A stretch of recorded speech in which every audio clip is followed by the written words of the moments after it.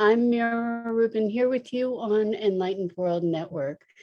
And today's topic is shadow wisdom and how when we have an experience of the shadow, it enriches our experience of life and our our perception of truth and our ability to experience life more fully. So before we get started, let's just take a minute or two to get present. Let's take a deep breath in through your nose and hold it. And imagine clean, crisp oxygen flooding into your lungs, flowing into your bloodstream, nourishing all your cells, all your organs, bringing vital life energy to your body and being. And as you exhale, exhale any tension, stress, negativity, fatigue. And now let's take another deep breath in through your nose and hold it. This time, imagine brilliant, bright light lighting you up from the inside out, illuminating, electrifying, energizing all your cells, all your electrons and your molecules, and creating this brilliant beam of vibrant, nourishing light from the inside out into the world. And as you exhale, exhale any remaining stress, tension, negativity, fatigue. And now let's just gently press our palms together. Softly, softly, softly rub your fingers against your palms to feel the deliciousness of that sensation and to bring yourselves present right here, right now.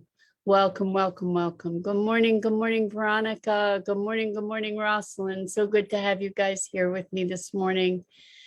I'm so glad to be here with you. So today we're talking about shadow wisdom, and we all have experiences in life where we pass through darkness, and so many of us are so focused on the light, being the light.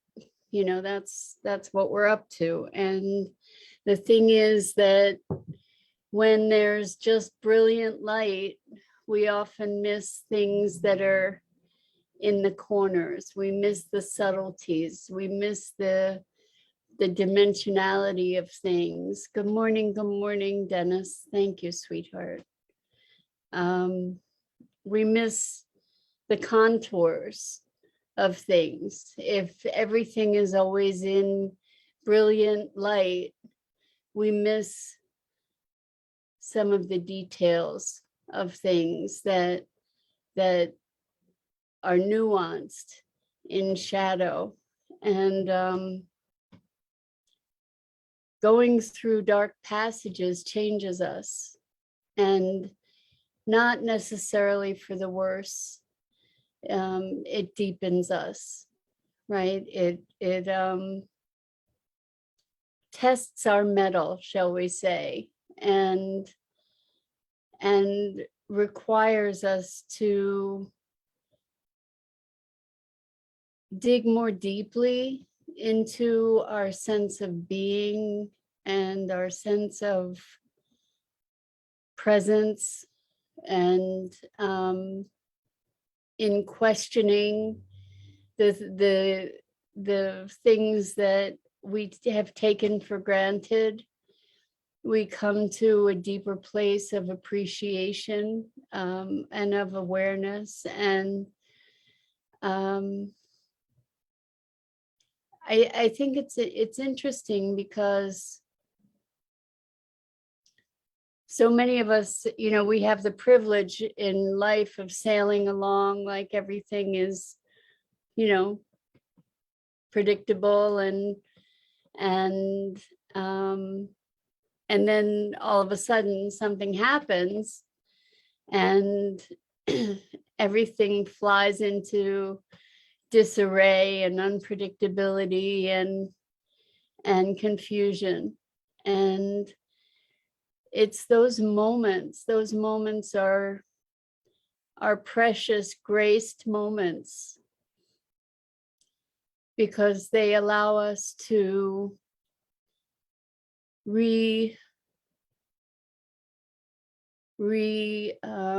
calibrate, to reassess, to redefine ourselves. Veronica says, yes, it does. As I found my only son dead, February 28th, 2018. Now my life has forever changed. Veronica, I am so sorry for your loss. I can't even imagine the pain. I can't even imagine. And I'm quite certain your life has forever changed, and hopefully you have found a place of grace to be living from his memory and the gift that he was in your life and in the world.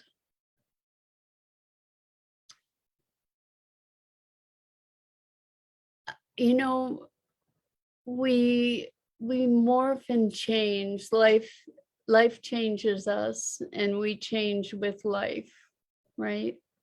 And I used to say, whatever doesn't kill me makes me stronger, you know, so I encountered a lot of things that felt like they would kill me so that I could get stronger, I guess.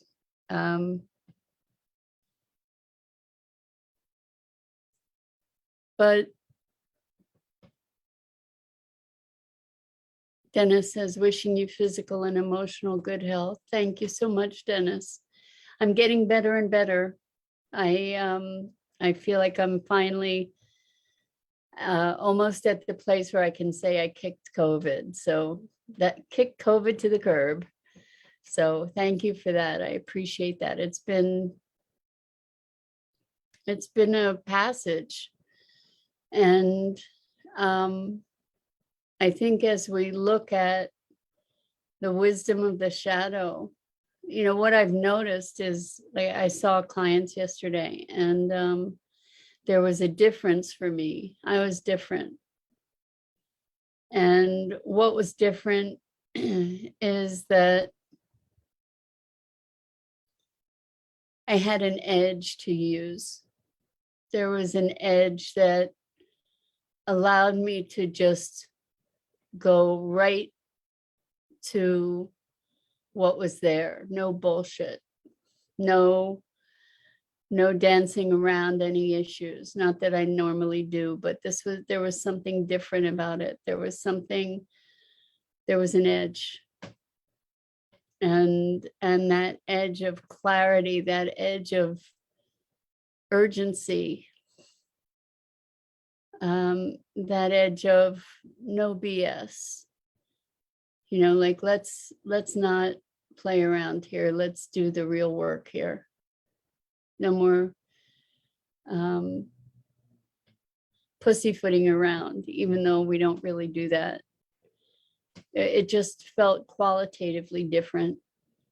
And Rosalind says, you can't clean in the dark.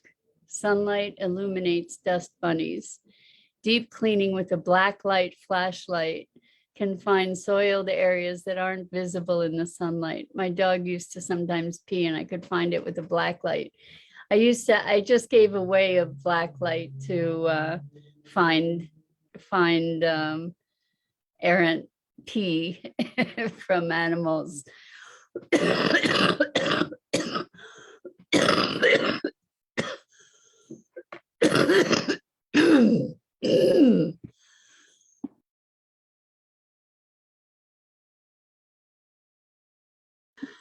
Oh my gosh, so sorry about that.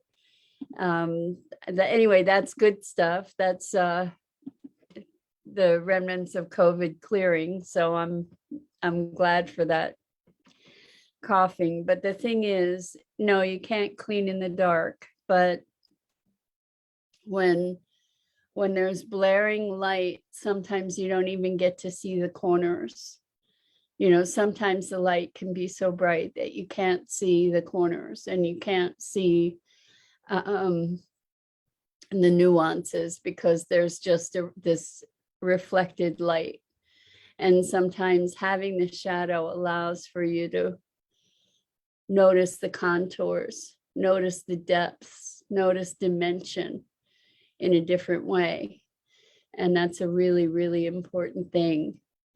So Rosalind says, so for our spirits, I suppose the black light is our own path to self-discovery. I like that, Rosalind. That's beautiful. So the black light, the wisdom, the shadow wisdom. There is wisdom to the shadow. There is wisdom to pain. And as we move through pain, it allows us to know the depth of our capacity for emotion, not just pain, but if we can feel pain, we can feel pleasure. And Lisa says, good morning, Mira. So good to see you. How are you feeling? Thank you, Lisa. I'm feeling quite a lot better. I'm getting better and better. And my fever's gone, which is awesome. It's been gone for more than a day, which is amazing. And still coughing up some congestion from my lungs, but that's good. Feeling a bit more familiar in my body, which is also good. Yesterday was very weird, very dysphoric. I just really was not in my body. And today I am more so. So that's great. I'm starting to feel more like a human. Yeah, thank you, Lisa. So you have to get that stuff out for sure. For sure. And I started cleaning up Maggie's cages and taking things apart and finding more and more peace with her passing. I think,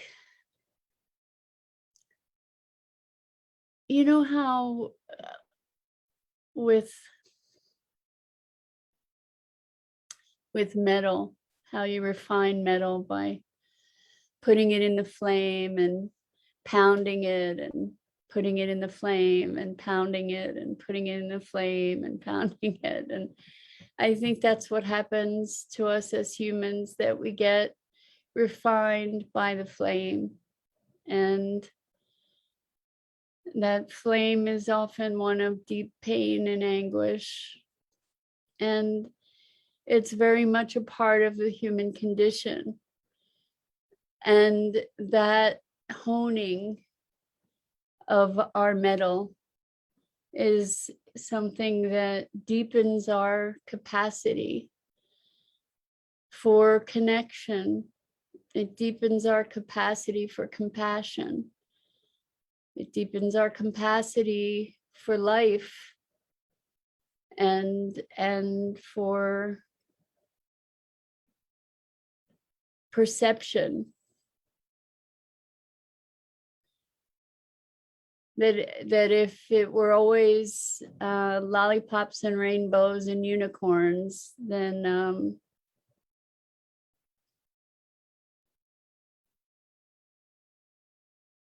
the experience of life wouldn't be anywhere near as rich. And so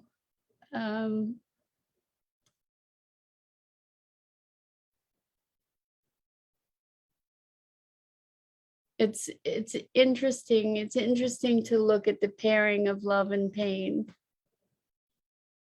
Where love can be so elated and so joyful and blissful and magnificent, and on the other side of it can be so devastating and raw and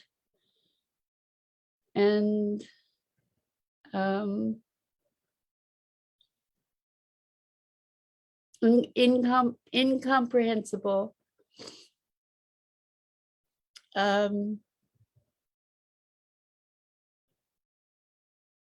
Makes you wonder about this human experience, right?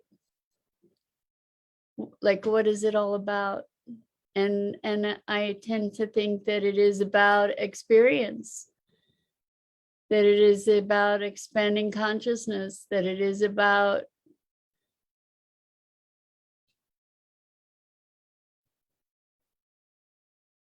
the gamut, the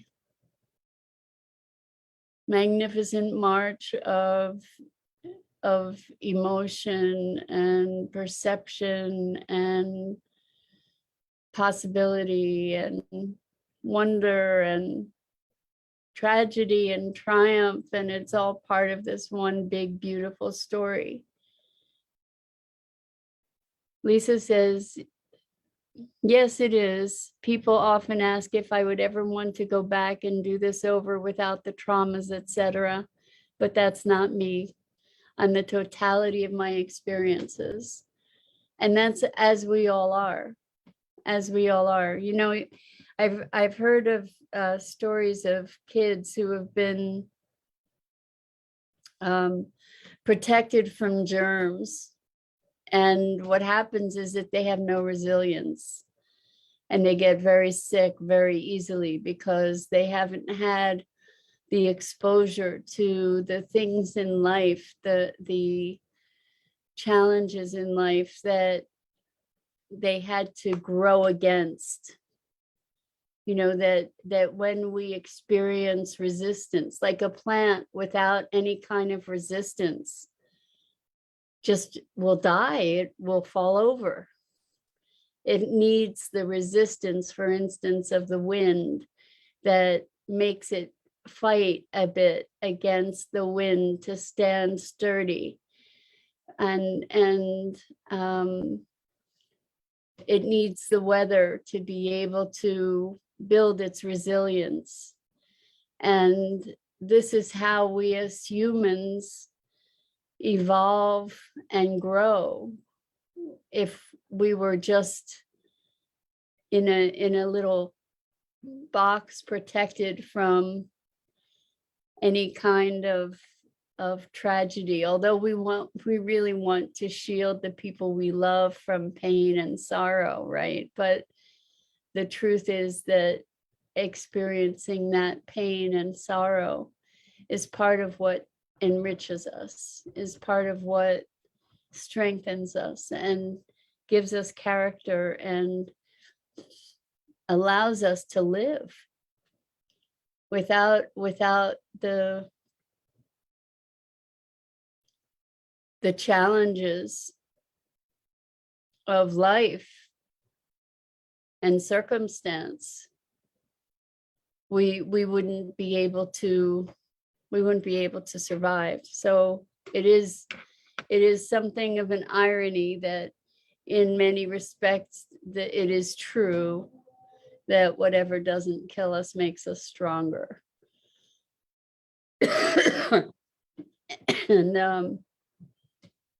And we are so remarkably resilient. So remarkably resilient. And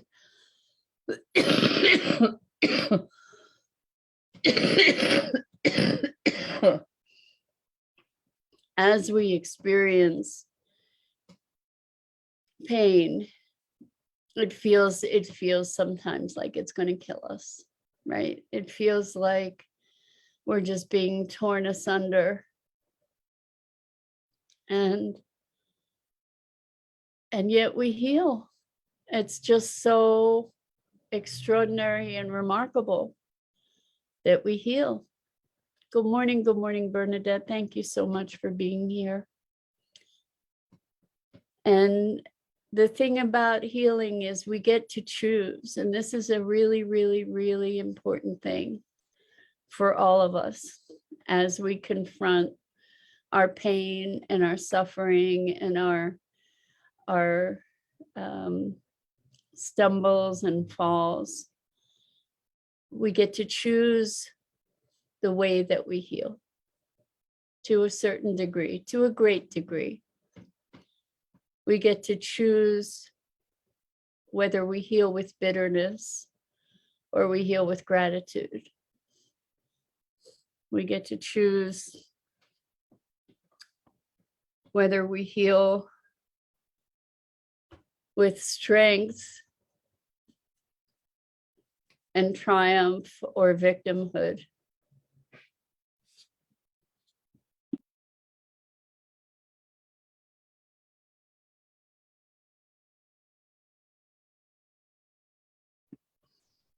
We get to invoke our highest selves as we heal, as we get stronger. We get to choose the lessons that we carry forward. And it takes courage to choose generosity. It takes courage to choose gratitude. And yet, that is the choice that will affirm life for us. Elaine says, life happens through me, for my greater good, for the good of all. All is one. For me, there is no good or bad. It is the totality of living and contrast, duality in every way that brings me to a state of humility and true grace and gratitude for my life, all of it. Beautifully said, Elaine. And I've said many times that one of the hypotheses that I live with is that life is happening not to me, but for me and through me. And it's a gift and a privilege to recognize our choice in how we integrate the experiences of life. Lisa, thank you so much for being here. I'm so glad you were able to stop in before work. You have a wonderful day as well. And so we are our own stewards, and it sometimes feels like life happens to us. It does sometimes feel that way. And if we can stop and pause and allow ourselves to entertain that perhaps life is happening for us and through us rather than to us, then perhaps we can source the gift in whatever the darkness that might be that we're passing through. And we can't abide in light all the time, right? We can't sleep in the light. We need the darkness to be able to sleep. We need to be able to close our eyes. We need the contrast. We need the variety. And all of it enriches us and enlivens us and affirms us. And so we have the ability to find our strength, not just in moments of light, but as we pass through the shadow. And the shadow has much wisdom to share. In fact, it's the shadow that deepens the light. And that provides the contrast that enables us to see. We see through contrast. We see through contrast. And so we can allow ourselves to embrace and appreciate and feel gratitude for the shadow. and its deepening and its lessons and its edge and its clarity. And it's sometimes harshness, because it can wake us up to a new place of being, a new perception, new awareness.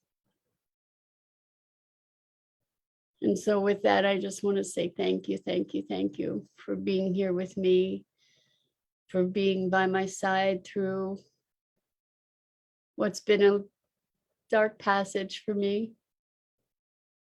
And I have such gratitude and appreciation for you. Elaine says all is well, even when it doesn't look or feel like it is. And if you move to the heart, you'll find peace and comfort there beyond the mind of trying to understand, but move deeper into the peaceful stillness within. That's really true, Elaine. Bernadette says the shadow can be very dark. That's when I hand out flashlights to help one find its way back. That's beautiful, Bernadette. Yep, flashlights can be a really big help.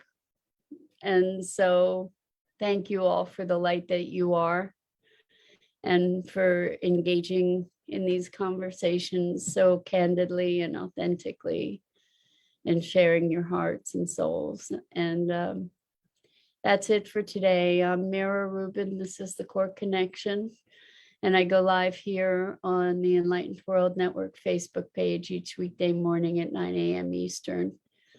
So please check out all the other awesome programming on Enlightened World Network. And I just want to thank you again for being such a rich, rich contribution to my days, with so much love and gratitude. Till next time.